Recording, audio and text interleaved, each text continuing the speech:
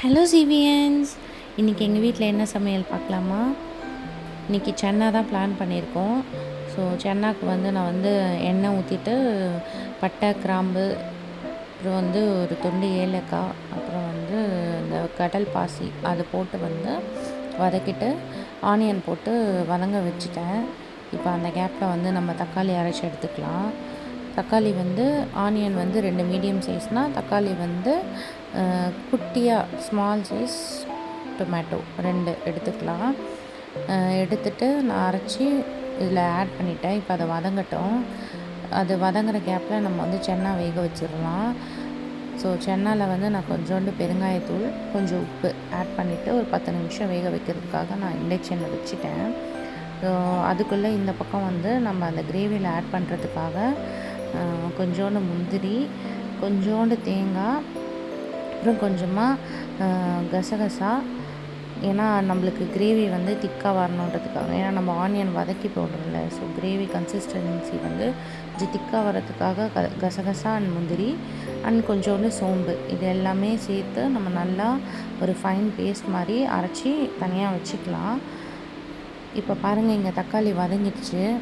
இதில் நம்ம கொஞ்சோண்டு இஞ்சி பூண்டு பேஸ்ட்டை, அப்புறம் ஜீரகத்தூள் ஆட் பண்ணுறேன். நான் எந்த கிரேவியாக இருந்தாலுமே ஜீரகத்தூள் அண்டு சோம்புத்தூள், அப்புறம் தனியாத்தூள், இந்த 3மே ஆட் பண்ணிப்பேன். ஏன்னா இதே கிரேவி தான் நான் என்னோடய டாட்லருக்கும் கொடுப்பேன். ஸோ அதனால் நான் எல்லா கிரேவிலையுமே ஜீரகத்தூள் மஸ்ட்டாக ஆட் பண்ணிப்பேன். அப்புறம் கரம் மசாலா ஆட் பண்ணுறோம் இப்போது. இது நாங்களே வீட்டில் அரைச்ச கரம் மசாலா. இதோட அரோமா சூப்பராக இருக்கும். ஸோ இதை ஆட் பண்ணிக்கிறேன். ஆட் பண்ணிட்டதுக்கப்புறமா நான் கொஞ்சோண்டு காஷ்மீரி தூள் ஆட் பண்ணிடுறேன். அப்புறம் உப்பு கொஞ்சோண்டு சேர்த்துக்கிறேன். நான் சென்னா வேக வைக்கும் போதே கொஞ்சம் உப்பு போட்டேன், அதனால் இப்போ இதில் கம்மியாக சேர்த்துக்கிறேன்.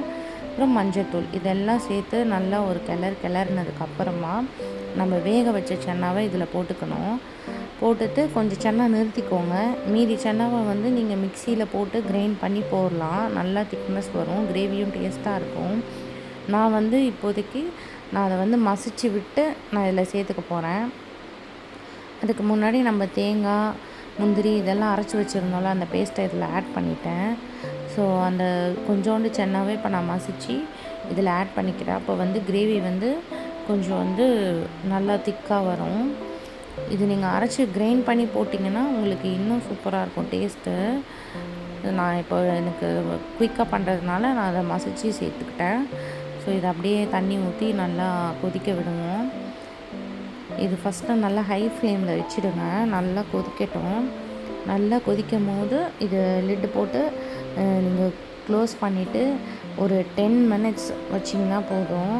நல்ல சூப்பரான அரோமேட்டிக்கான ஒரு chana ready. Okay, bye. Subscribe and watch.